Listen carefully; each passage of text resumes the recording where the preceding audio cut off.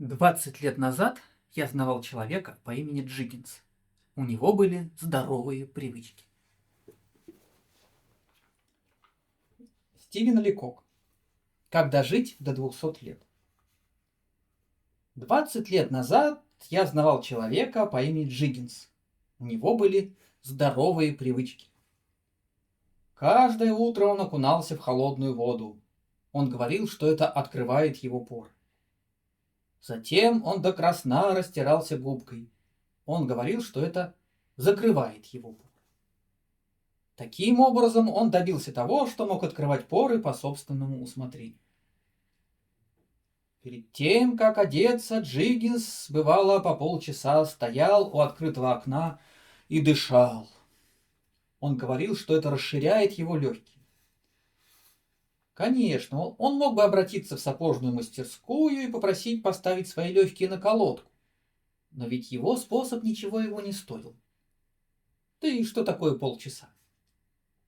Надев нижнюю рубашку, Джиггинс начинал как-то странно дергаться из стороны в сторону, словно собака в упряжке, и проделал упражнения по системе Сэндоу.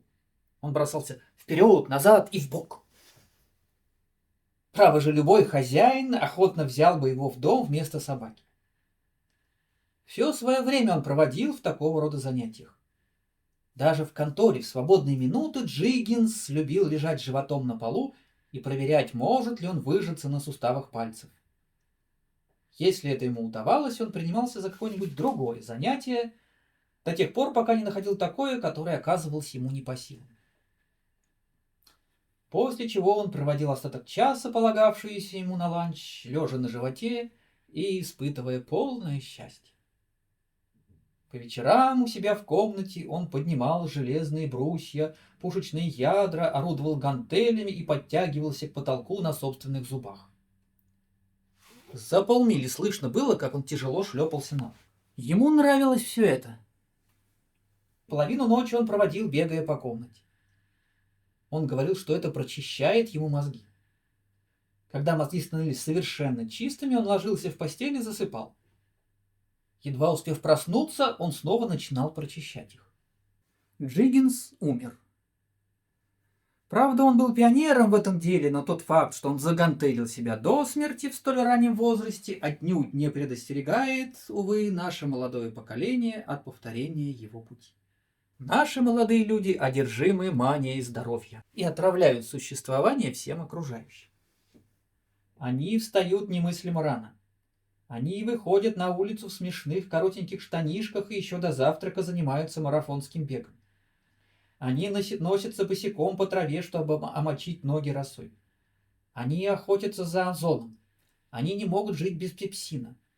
Они не станут есть мясо, потому что в нем слишком много азота.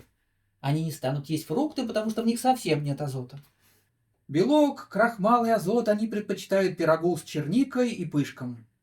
Они не станут пить воду из-под крана. Они не станут есть сардины из консервной банки. Они не станут есть устриц, вынутых из бочонка. Они не станут пить Они не станут пить молоко из стакана. Они боятся алкоголя в любом его виде. Да, сэр, боятся. Трусы. После всей этой канители они вдруг подхватывают какую-нибудь самую обыкновенную старомодную болезнь и умирают, как все остальные люди. Нет, такого рода субъекты не имеют никаких шансов дожить до преклонного возраста. Они на ложном пути. Послушайте, хотите дожить до настоящего пожилого возраста? Хотите насладиться великолепной, цветущей, роскошной, самодовольной старостью и изводить своими воспоминаниями всех ваших соседей? Если да, бросьте все эти глупости. Выкиньте их из головы. По утрам вставайте в нормальное время. Вставайте тогда, когда вам необходимо встать, ни минуты раньше. Если ваша контора открывается в 11, вставайте в 10:30. Старайтесь глотнуть побольше озона. Впрочем, его вообще не существует. А если он есть, вы можете на 5 центов купить себе полный термос озона и поставить ее на полку буфета. Если ваша работа начинается в 7 утра, вставайте без 10:07, но только уже не лгите, утверждая, будто вам это нравится. Вы отлично знаете, что тут нет ничего приятного. Кроме того, прекратите эту возню с холодными ваннами. Ведь не принимали же вы их, когда были мальчишкой. Так не будьте дураком и теперь. Если вам так уж необходимо принимать по утрам ванну, хотя в этом право же нет никакой нужды, то пусть она будет горячей. Удовольствие, которое вы получаете, когда, выскочив из холодной постели, залезаете в горячую ванну, делает саму мысль о холодной воде просто невыносимой. И уж во всяком случае перестаньте болтать о всех ваших водных процедурах, словно вы единственный человек, который когда-нибудь мылся. Ну, хватит об этом. Давайте поговорим о микробах и бациллах. Перестаньте бояться их, в этом все дело. Да, это основное, и если вы раз и навсегда усвоите это, больше вам не о чем беспокоиться. Увидев бациллу, подойдите ближе и посмотрите ей прямо в глаза.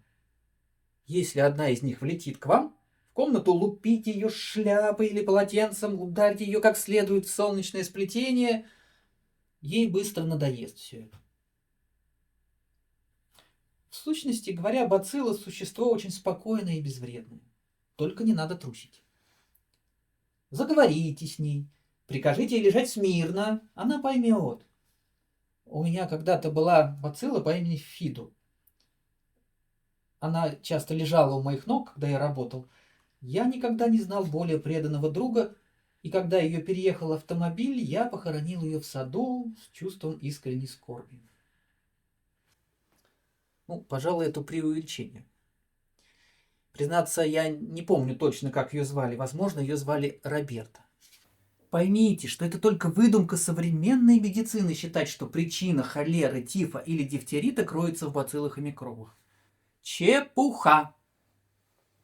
Причиной холеры является страшная боль в животе, а дифтерит происходит от попытки лечить больное горло. Теперь давайте перейдем к вопросу о пище. Ешьте все, что хотите. Ешьте много. Да, ешьте очень-очень много. Ешьте до тех пор, пока не почувствуете, что еще кусок, и вам уже не перебраться через комнату и не пристроиться со всей этой поглощенной пищей на мягком диване. Мерилом тут должно служить только одно. Можете ли вы заплатить за то, что едите? Если не можете, не ешьте. И послушайте, не заботьтесь вы о том, содержится ли в вашей пище крахмал, белок, клейковина и азот. Если вы такой осел, что хотите есть подобные вещи, пойдите купите их себе и ешьте на здоровье. Сходите в прачечную, наберите там целый мешок крахмала и ешьте сколько влезет. Съешьте все, запейте хорошим глотком клея, а потом добавьте полную ложку портландского цемента, и вы будете склеены хорошо и прочно. Если вы любите азот, попросите аптекаря налить вам полный бидон и подтягивайте его через соломинку у стойки, где торгуют газированной водой. Только не надо думать, что можно примешивать все эти вещества к вашей пище. В обыкновенных кушаниях, которые мы едим, нет никакого азота, фосфора и белка. В каждом приличном доме хозяйка смывает всю эту дрянь в кухонной раковине перед тем, как подать на стол. И еще два слова по поводу свежего воздуха и физических упражнений. Не хлопочите вы, пожалуйста, ни о том, ни о другом. Напустите в свою комнату побольше свежего воздуха, а потом закройте окна и не выпускайте. Вам хватит его на долгие годы. И не заставляйте ваши легкие работать без передышки. Пусть они отдохнут. Что касается физических упражнений, то если уж вам без них не обойтись, занимайтесь ими и помалкивайте. Но если вы можете позволить себе нанять человека, который стал бы играть за вас в бейсбол, участвовать в кроссах или заниматься гимнастикой, пока вы сидите в тени и покуриваете, глядя на него, тогда, о Господи, чего же вам еще остается желать? Авторитетно заявляю, что полностью согласен с выводами автора.